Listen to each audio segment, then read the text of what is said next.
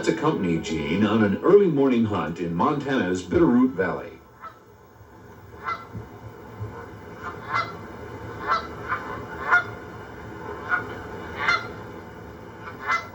Gene had thoroughly scouted the area. He knew the deer would gather in a stand of cottonwoods before crossing the river to feed in an alfalfa field. His stand is placed so the deer would cross beneath it.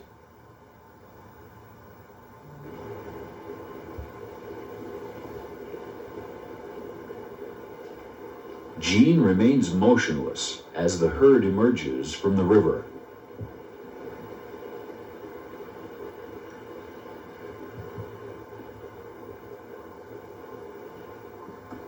He draws his bow when the buck drops his head.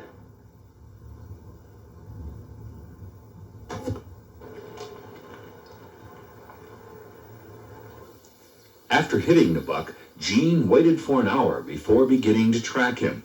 Unfortunately, as is often the case in the mountains, a sudden snowstorm swept in and made tracking a difficult challenge. Through diligence and careful work, Gene was able to collect his trophy. All right.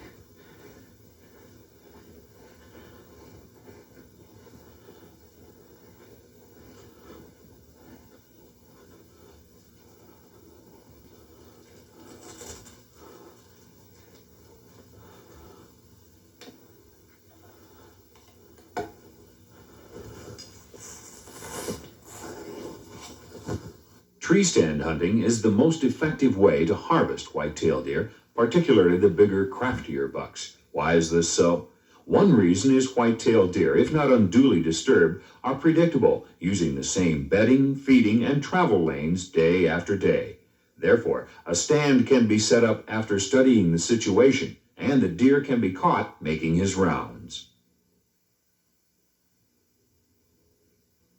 Second, it is the only way to hunt white-tailed deer and somewhat neutralize their acute sense of hearing, smell, and sight. If those three areas can be regulated or controlled, the hunter has a tremendous advantage. Finally, a tree stand affords a good view. Being above the brush gives the hunter a terrific advantage. A good line of sight can be had for 360 degrees and extending out some distance, depending on ground cover.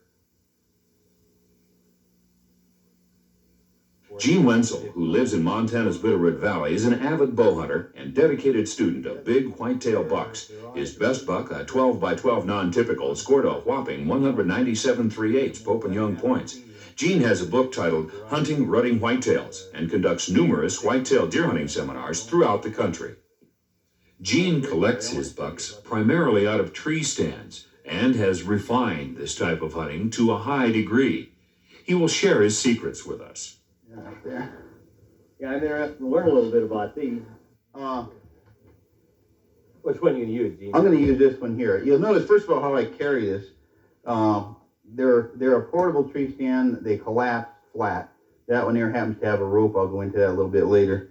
These are made by Lock-On Company from North Carolina. And I carry the chain in my pocket here so it doesn't rattle. And I go, this is able to, here, I'll show you when I get this off of here.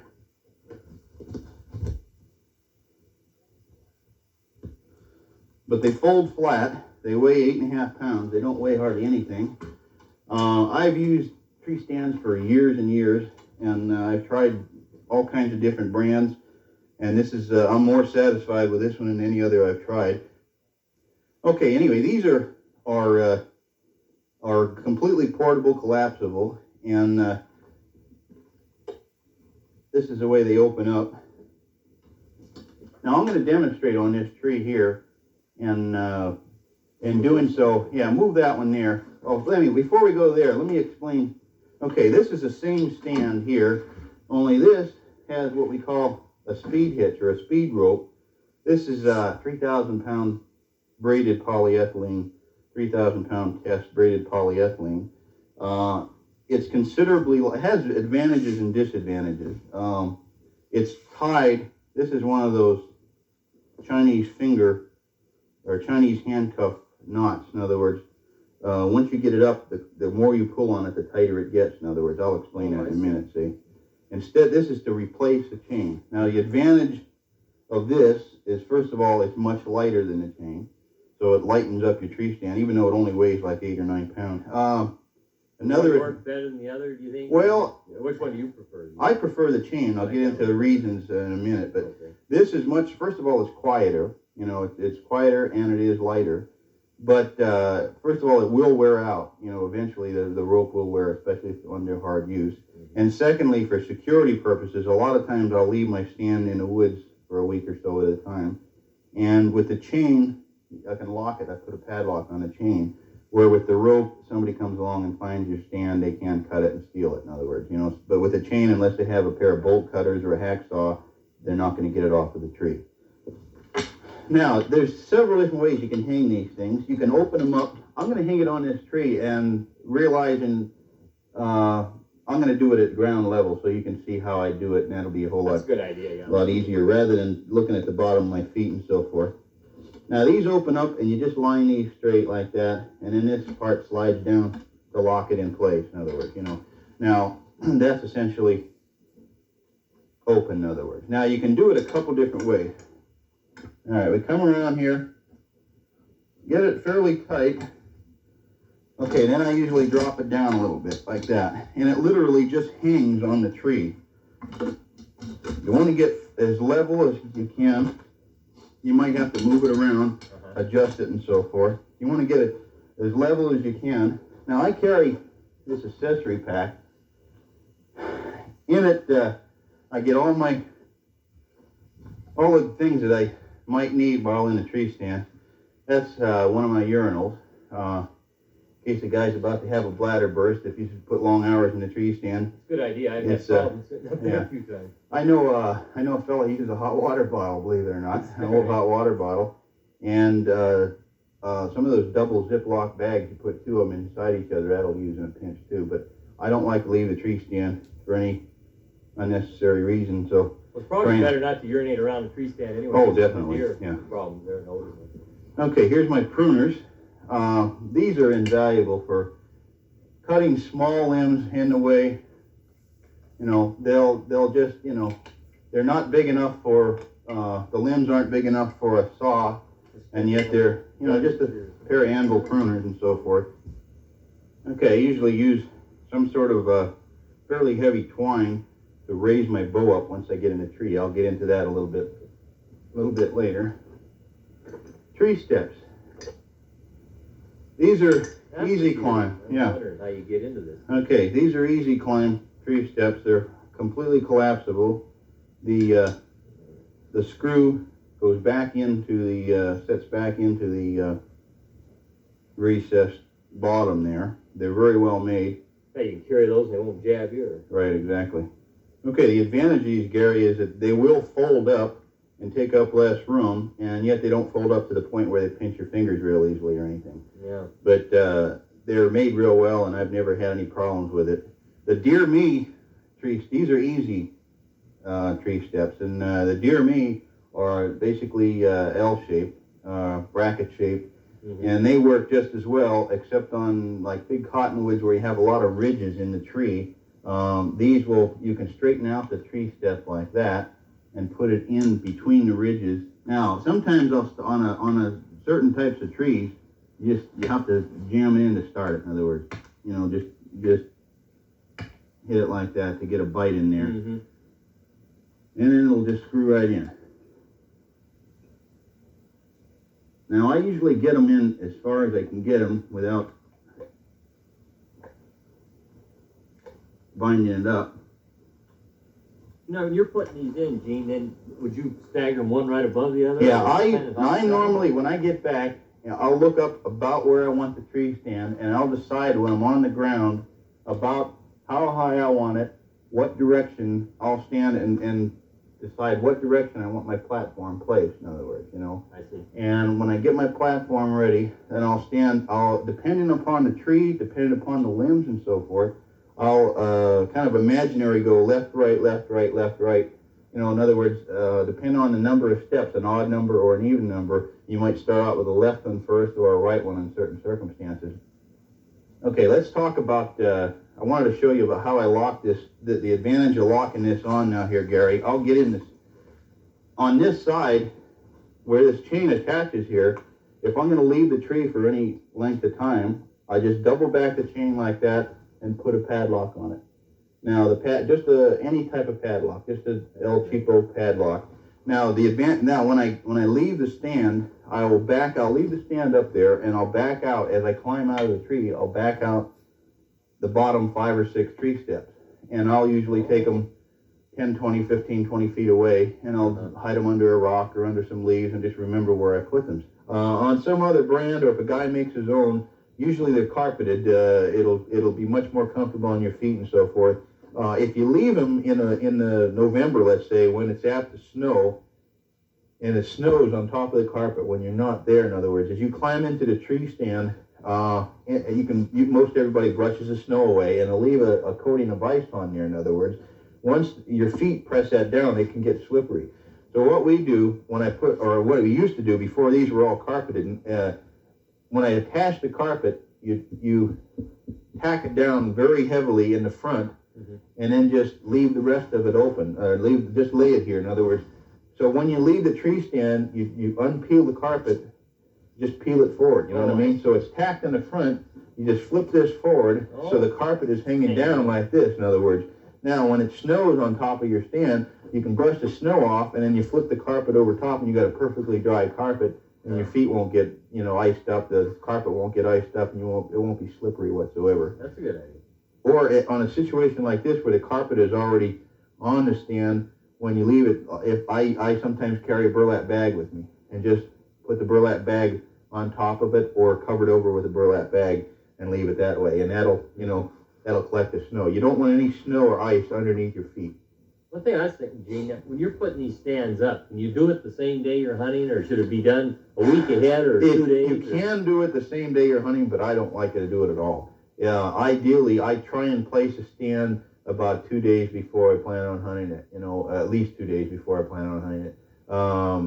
Even more if I can, if I have the time. If you're hunting away from home or something like that, it's a lot harder to do. Or if you want to, depends on the situation and so forth. For the most part, I like to put the stand up, not have to worry about noise and so forth, get everything just right, then let it, and then take it for granted you might have left some scent there, let that scent dissipate, then sneak in and climb into your tree stand.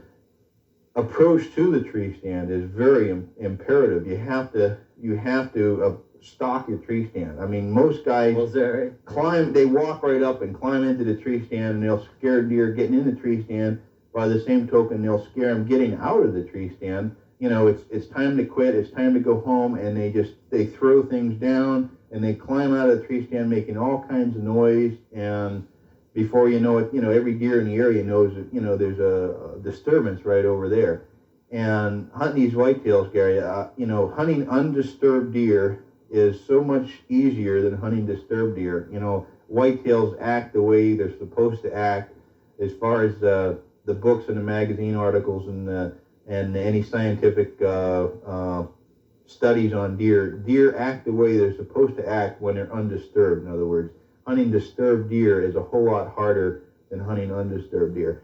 I insist upon, any of my hunting partners, they're not to sit on the ground. The scent from your pants and so forth, that spot on the ground right there where I was sitting, that'll last 3 days. I mean, a deer will come by and smell that 3 days after it's. Things I've never thought It's just, if a guy's standing, with rubber boots, that's fine, or standing there, you don't want to put your anatomy on the ground, hand or sit or anything like that.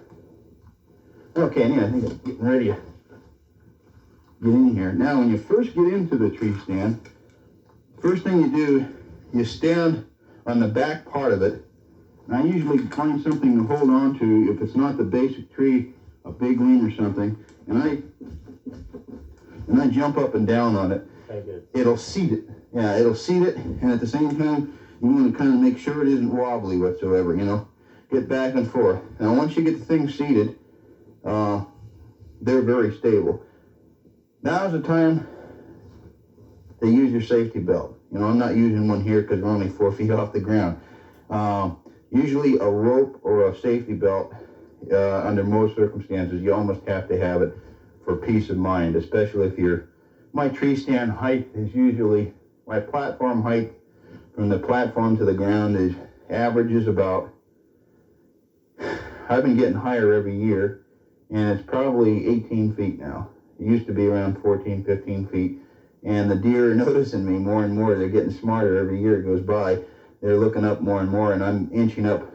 To be frank with you, I'm a little bit afraid of heights, and the higher a guy can get, and still keep in that the vital area on a deer. If you're shooting with a bow and arrow straight down, you can't do it. The angle on the vital organs is too steep. In other words, So I usually try. I would say probably 18 to 20 feet is max with a bow and arrow if you're going to shoot fairly close. Because it is a close range weapon.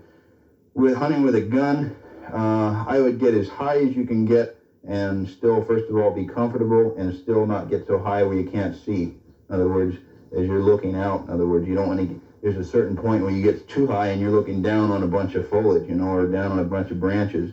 So I'm going to say 25 to 28 feet is not too high with a gun, What would you say then is a bare minimum then? A bare minimum for tree stand height? Yeah. I shot a big buck one time, and there was a crotch in a tree, and I don't think it was 8 foot off of the ground, but that was the only circumstance that I had to stand that low, and I did kill the buck out of it, and he was walking right towards me for that matter, and he didn't see me, but I wasn't moving or anything. But I'm going to say 10, there again, it's getting higher every year, because the deer, when people started first hunting out of tree stands, deer very seldom looked up, and now they look up all the time. I mean, it's just adaptable. You think it's a hereditary thing? It's adaptable, they just, that's the way they're just getting more used to predators coming from above, But anyways, I would say nowadays a minimum height would be about 10 or 12 feet. That would be what I would feel uncomfortable below that. Now this cord here, I normally tie one end to the tree stand and drop it down so it's about 2 or 3 feet off of the ground, and tie a loop in it.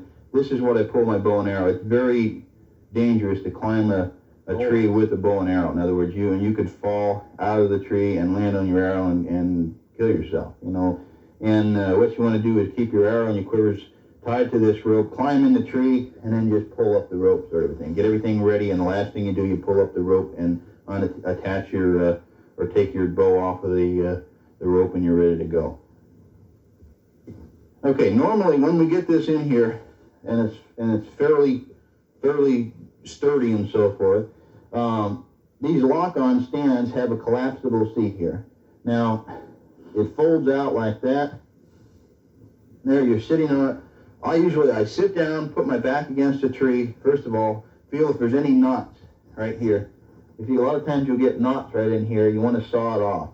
Secondly, hand me that, where's my little saw? In that bag, you'll find a saw. Hear a little bit of everything in here. Right there, that black saw. Yeah. Okay, now this thing here is really handy. What it is, it's a saw, and it has a lock. The blade locks in. It's good and sturdy and so forth. These teeth are exceptional, and not just ragged teeth. They're offset and so forth, and they really go through things.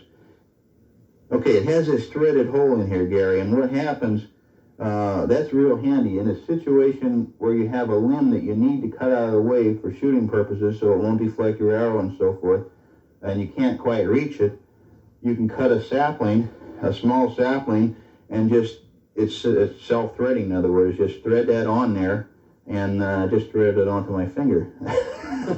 Anyway, you can thread that on there and reach out and cut a limb that's 6, 8, 10 foot from you. In other words, yeah, you can't quite reach it. Yeah.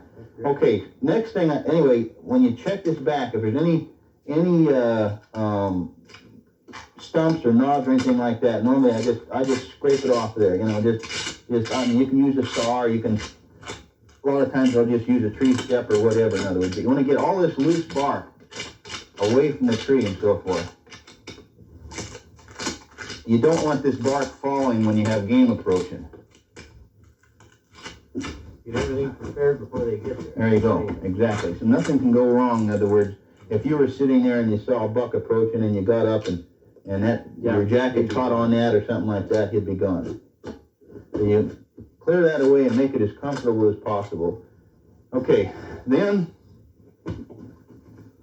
you stand up and I clear away any limb or twig that I think will be in the way or possibly could be in the way of shooting, in other words.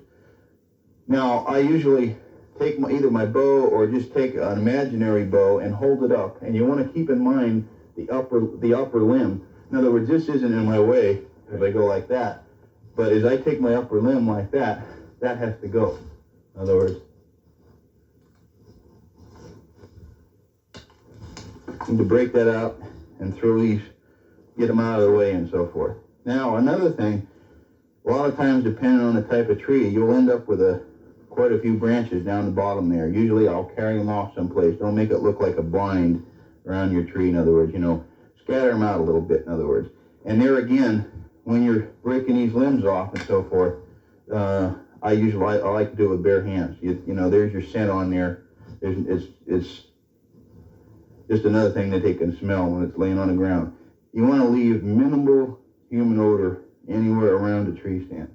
The advantages of a tree stand, first of all, you're out of their normal line of sight, the level of sight. They will look up, like I said, but normally their eyes will scan ground level. Secondly, your scent is up higher, where your scent usually blows over top of the deer. Now, that's something to take into consideration. A deer downwind, let's say 100 yards on damp days, like a misty day or just a very humid day, your scent is not going to stay 18 feet off of the ground forever. In other words, it'll go out and then drop down on damp days.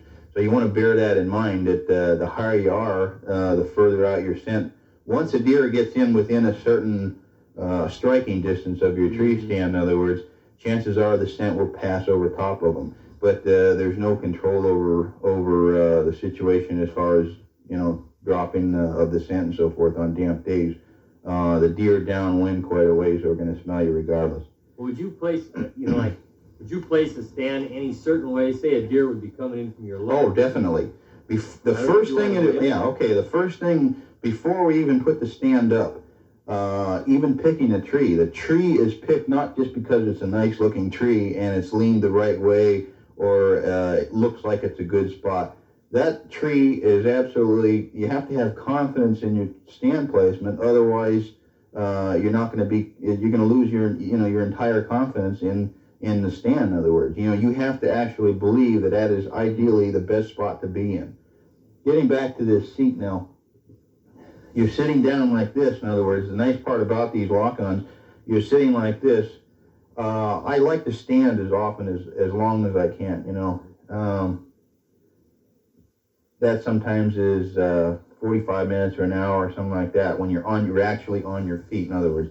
Then your feet will get tired and you get restless and you find yourself shifting your weight and getting fidgety and so forth. And that's what's nice about a seat. You can sit down, take the weight off your feet, and prepare, have the bow right here, and all you have to move is your eyes and your head and so forth. When you see a deer or hear a deer approaching, depend upon the way he's coming in, the way he's looking and so forth, I try and stand up. I have shot deer when the situation came where there was a deer and I couldn't move. You can shoot from a sitting position and so forth. But in most instances, I try and stand up. In other words, when you stand up, now the back of my knees, watch here. When I stand up, now watch this seat. The back of my knees like that just pushes that back. It's perfectly silent. It's out of the way, and you're ready.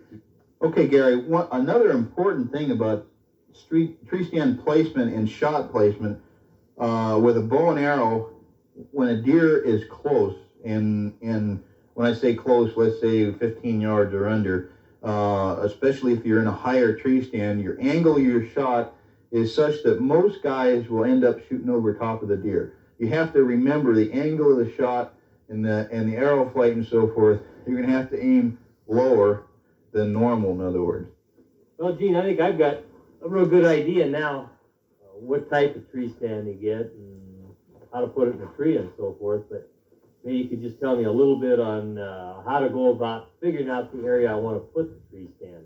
How do I decide the pattern That's- here and everything and know where to put the thing? Yeah, that's probably a whole another subject in itself. That's a real broad Gary. area. It's a real. Hey, give us a I'll tell brief- you, brief- essentially what you're looking for is tree stand placement. You want to look for one exact spot. Like I mentioned earlier, you have to have confidence in that one spot and so forth.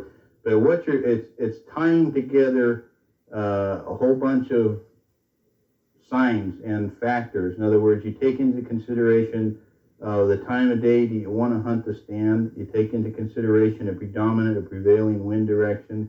You take into consideration bedding and feeding areas.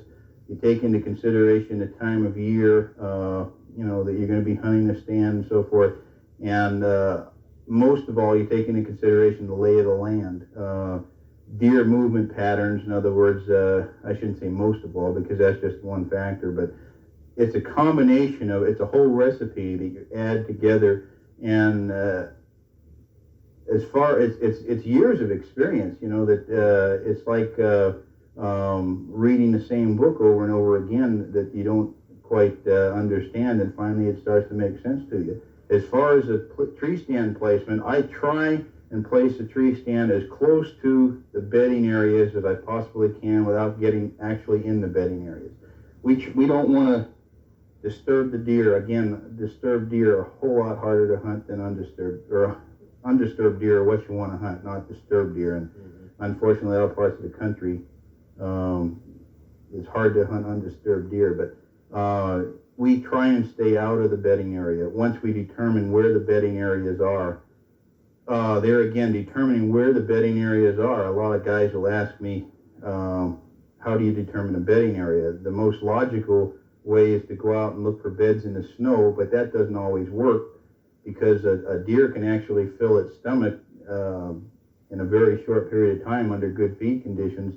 They can fill their stomach quite quickly, and a lot of times they'll just lay down and chew their cud, and they might leave a bed right in the middle of a feeding area. So you can't really go on beds in the snow. The best way in hilly country now, in mountainous country or hilly country, if you watch the direction of the runs, if you go up the side of the mountain and where essentially most of your runs are running vertical or diagonal, in other words, when they start running horizontal, you're getting into the bedding area. In other words, where the runs are going vertical up the mountain between the bedding or feeding the bedding areas. Once they get to the level where they're gonna bed, the runs will start running horizontal, and you look above there someplace. Look for bedding sign, matted down grass, a lot of droppings, and look for actually jumping the deer themselves. That's another way to determine the bedding area, is just to get out in the middle of the day, not during hunting season, of course, but get out in the middle of the day and actually jump the deer. Just jump them up out of their beds in the middle of the day, and utilizing either topo maps or aerial photos and so forth, mark down where you do jump the deer and so forth. But what we try and do is place a stand as close to the bedding area as we possibly can without actually not getting right in it, to be on the fringe of it. And the reason we're doing that is because the biggest bucks will be the last ones we're usually talking about evening hunting now. For this example, the biggest bucks will get up, the does and the yearlings will get up and start to work to where they're going to feed earlier in the evening. The biggest bucks will get up later, right before dark usually, and to utilize as much legal shooting time as you can. You want your stand placed as close to the bedding area or as close to where the bucks are going to be moving from as possible, just so that the does and the yearlings are already gone by you, in other words, and they're already out towards the feeding, and you're utilizing as much light as possible. By the same token, when the bucks on the return to the bedding areas, the bucks usually the first ones back. So you want to allow yourself enough time to get on stand and place yourself as close to the bedding area and cut the bucks off that way. There's a bed right there. Okay, now this is a tree. I'm gonna kill a buck out of that tree right there, and I'll tell you why. Now again, this is north here. The deer are gonna be headed out from the feeding area, headed across this way, and they're gonna either swing down through this thick, there's a low spot here, maybe you can't see it, but there's a low spot here, pretty swampy, and there's a heavy trail coming out right here. This tree is ideally located. First of all, you got the sun behind you. Secondly, you got a lot of brush around the tree for back cover. You don't want to set up a tree stand where a run goes straight. In other words, a straightaway run is not a good place to put up a tree stand. Ideally, you want to put up the tree stand on a curve or just inside of a curve in a run, in a deer run. For the most part, I'm looking for the perfect tree. Somewhere usually there'll be, in most areas, there'll be a tree situated in a spot where you have confidence in that tree. Where deer movement, now right there again, hunting big bucks versus hunting does, you're hunting, I hunt big bucks as if they were entirely different species than a doe. And they move, where the does and the immature deer, I say, and even immature bucks, every deer except the big bucks will, essentially they'll move down the main deer trails and so forth, where the mature bucks and the big trophy bucks will parallel those deer trails. And you'll I'll find an area where I believe I can determine, through sign and so forth, that a buck should move through here. And, it might be an area 50 yards wide, and I'll place my stand accordingly. Now this stand doesn't look like too much right here, but the reason I put it here, there's a brushy draw that comes right up here, right through those rose bushes, and all the way up here. And those bucks will work up this brushy draw, and a lot of times they'll bed right, there's a buck right there. There he goes, there he goes.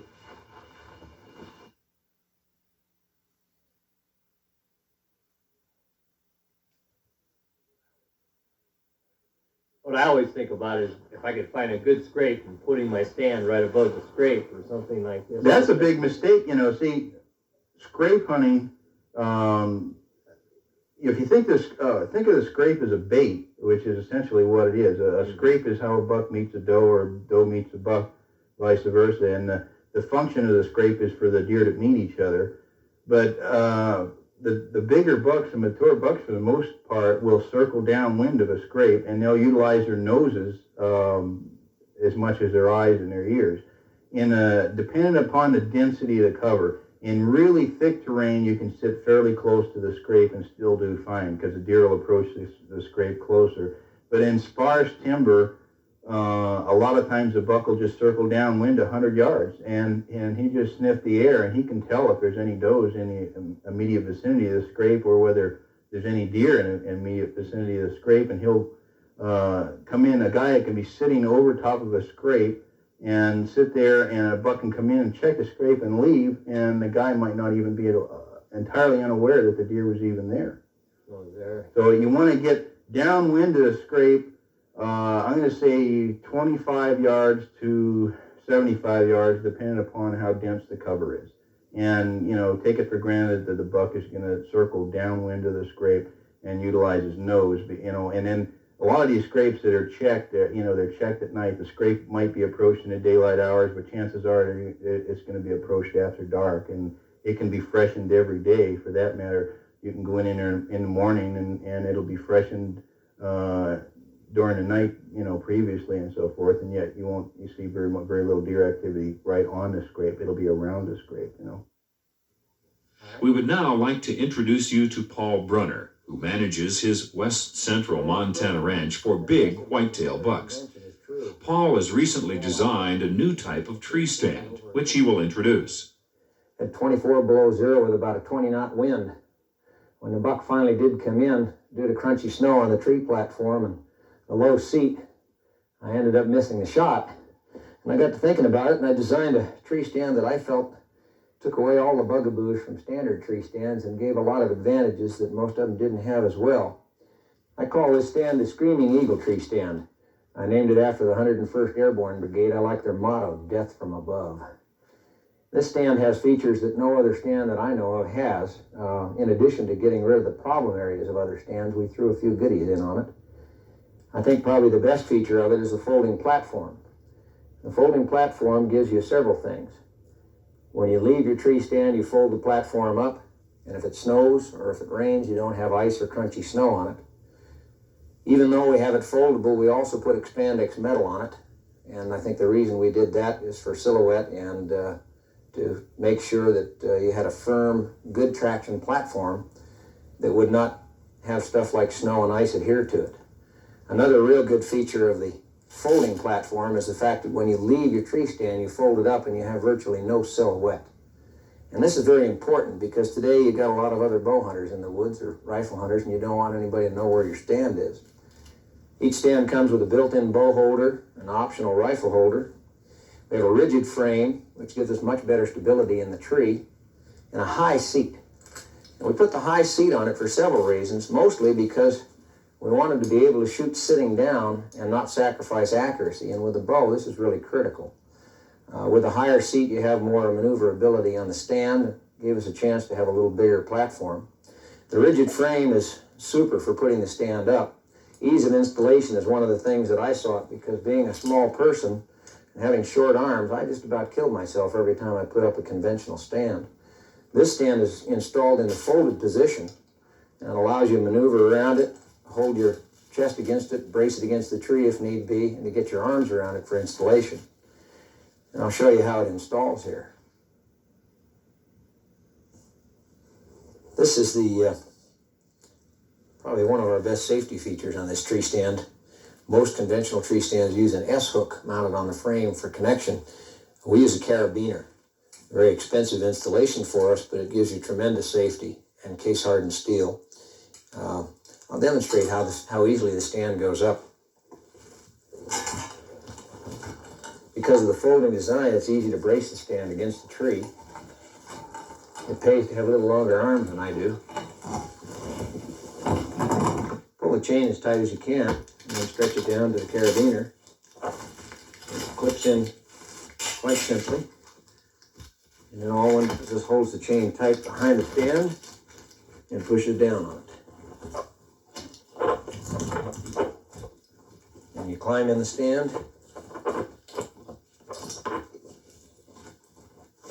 and just give one good quick bounce right at the base. And there you go.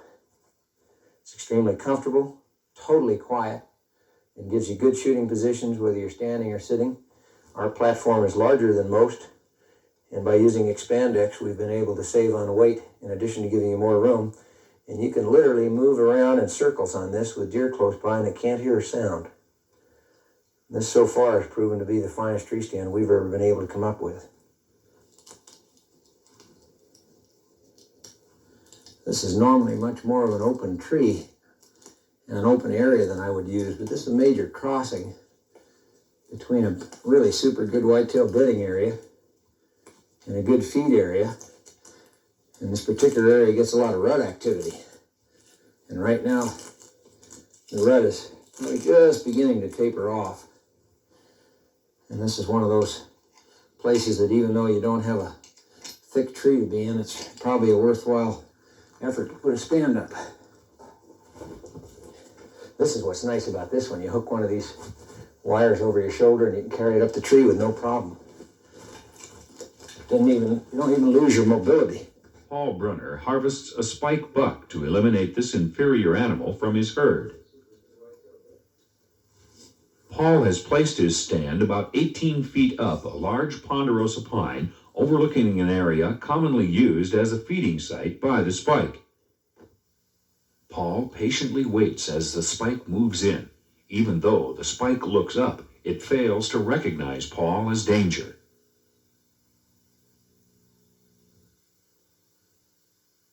Paul draws.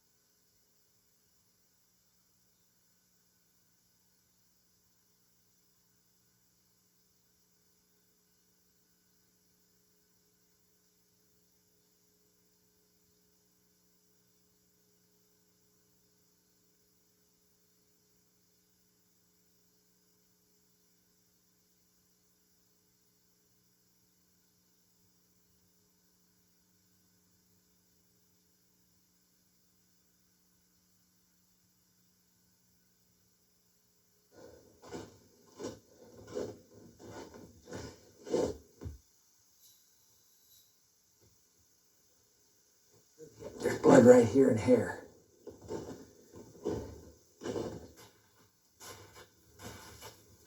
Well, we got a good blood trail here. He's really spraying it out. The arrow went completely through him, broke off. He'll leave a good blood trail.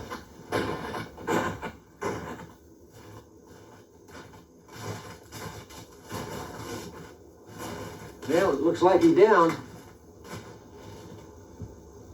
He's done for. A little spike and his one horn is broken off. There's just a tiny little piece of it right left.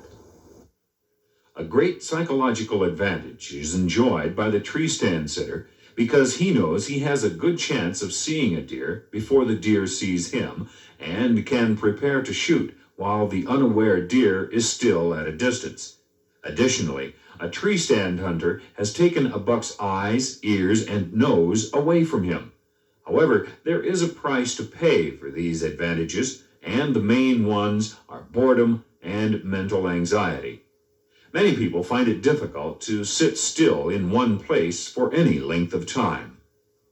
One key to that problem is to scout the area before placing a stand, so you have maximum confidence in the stand's placement. You must sincerely believe that a deer can and will walk by the stand if given enough hours or days. The creeping desire to abandon the stand and move over the next ridge must be beaten. Patience, alertness, and proper stand placement are the secrets to successful tree stand hunting. Give it a try.